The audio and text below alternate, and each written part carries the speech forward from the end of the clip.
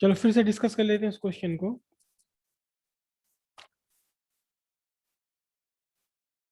Exercise 1.18 आपको given है एक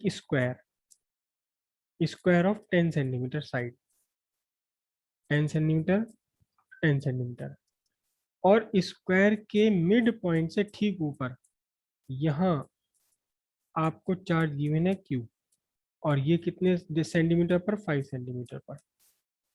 ठीक है, तो आपको चाहिए electric flux linked with this square, इस स्क्वायर का इलेक्ट्रिक फ्लक्स चाहिए। इसके लिए आपने क्या करना है? इसके लिए आपने इस स्क्वायर को कंप्लीट करके बना लेना है एक क्यूब, क्यूब बना लेना है, ऐसा क्यूब जिसकी सारी की सारी साइड्स कितनी है? 10 centimetre.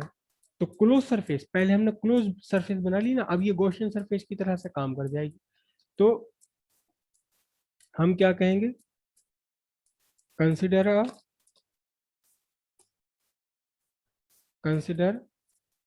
A cube of side 10 centimetre, side 10 centimetre, क्या? With the given square edge one face. इस क्यूब का जो स्क्वायर हमें गिवन है, इस क्यूब का एक फेस बन गया है। ठीक है, hence total electric flux, total electric flux linked with the cube, total electric flux linked with the cube phi E total कितना होगा? Q by epsilon naught. ठीक है, अब ये जो टोटल फ्लक्स है ये पूरी क्यूब से निकला, और क्यूब हमारा एक सिमेट्रिकल है।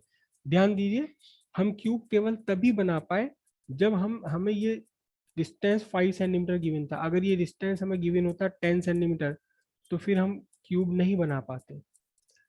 क्यूब 5 सेंटीमीटर है और साइड इसकी 5 की दूनी 10 है, तो इसका मतलब जितना नीचे उतना ही ऊपर हो गया।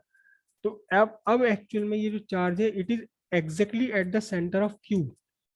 तब हम टोटल इलेक्ट्रिक फ्लक्स के बाद हम कहेंगे कि क्योंकि सेंटर में है चार्ज, इसलिए किसी एक फेस से लिंक्ड इलेक्ट्रिक फ्लक्स कितना होगा? Total flux linked with the cube divided by 6। अगर बाय द वे ये 5 सेंटीमीटर ना गिवन होती, अगर ये 2 सेंटीमीटर गिवन होती या 10 सेंटीमीटर गिवन होती, तो फिर हमारा बनता क्यूबॉइड। सर हाँ सर अगर 10 सेंटीमीटर होती तो फिर सरफेस पर मान लेते उसके चार्ज को।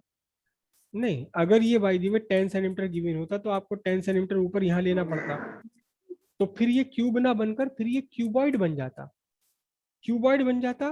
तो फिर टोटल इलेक्ट्रिक फ्लक्स तो यही रहता, टोटल इलेक्ट्रिक फ्लक्स तो यही रहता, लेकिन क्यूबॉइड बनने पर फिर हर एक फेस से, जितने 6 फेसेस से लिंक्ड फ्लक्स सेम नहीं होता। क्योंकि ये क्यूब बन गया तो अब हम ये कह सकते हैं क्या? Flux linked with one face, flux linked with one face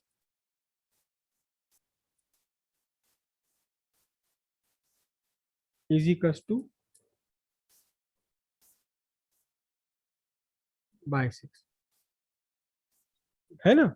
क्यों? क्योंकि अब ये जो चार्ज है ये exactly at the centre of cube बन गया। अगर ये चार्ज इस क्यूब के कॉर्नर पर आ जाता बाय द वे, या सेंटर पर नहीं आता, तब टोटल फ्लक्स तो यही निकलता। लेकिन फिर किसी फेस से फ्लक्स लिंक ज्यादा होता, किसी फेस से फ्लक्स लिंक कम होता। जो फेस पास में होता उससे ज्यादा फ्लक्स लिंक होता, जो दूर में होता उससे फ्लक्स लिंक कम होता। तो फिर क्या? फिर हम किसी एक फेस से लिंक्ड फ्लक्स जो है वो टोटल फ्लक्स बाय 6 नहीं कह सकते थे, अगर ये चार्ज सेंटर पर नहीं पड़ता क्यूब के, या फिर ये स्ट्रक्चर क्यूब ना होकर क्यूबॉइड बन जाता। क्यूबॉइड बन जाता, मान लीजिए ऊपर को ज्यादा होता या साइड में को ज्यादा होता, तो फिर सीधी सी बात है कि हर फेज से लिंक्ड फ्लक्स की वैल्यू डिफरेंट होती, टोटल फ्लक्स तो यही रहता। देखिए गॉस थ्योरम जो है वो केवल टोटल फ्लक्स बताता है, total flux linked with close surface. Close surface चाहे क्यूब हो, चाहे क्यूबॉइड हो, चाहे अंडे के जैसी हो, आलू के जैसी हो, कुछ भी हो, टोटल फ्लक्स बता देगा। लेकिन उसके एक पार्ट से कितना फ्लक्स लिंक्ड है उसका कोई मतलब नहीं है गॉस थ्योरम से। उसका कोई मतलब नहीं गॉस थ्योरम से। यहाँ तो हम किसी एक पार्ट से लिंक फ्लक्स हमने अपॉन में 6 करके क्यों कह दिया, क्योंकि बिल्कुल सिमेट्रिकल बन रहा है और हमारा चार्ज एग्जैक्टली क्यूब के सेंटर पर आ गया। अगर ये चार्ज आपको अबव सेंटर ना दे करके यहाँ कहीं दे दिया जाता तो फिर टोटल फ्लक्स तो हम फाइंड कर सकते थे, लेकिन किसी एक फेज से लिंक फ्लक्स टोटल बाय 6 ये नहीं कर सकते थे। यहाँ तक की बात कुछ क्लियर हो रही है या नहीं, बताओ। यहाँ से टोटल फ्लक्स आप निकाल लीजिए, टोटल फ्लक्स आपका क्यू बाय एप्सिलॉन नॉट, तो Q by 6 epsilon naught. Charge आपको कितना गिवन है, चार्ज आपको गिवन है इसमें, चार्ज गिवन है +10 माइक्रोकूलम। तो 10 इंटू 10⁻⁻6 अपॉन 6 इंटू 8.86 इंटू 10⁻⁻12, ये total electric flux linked with the one face that is square. जो आपका स्क्वायर है उस स्क्वायर से लिंक्ड ये फ्लक्स आपका टोटल निकल जाना है। सिंपल है बिल्कुल।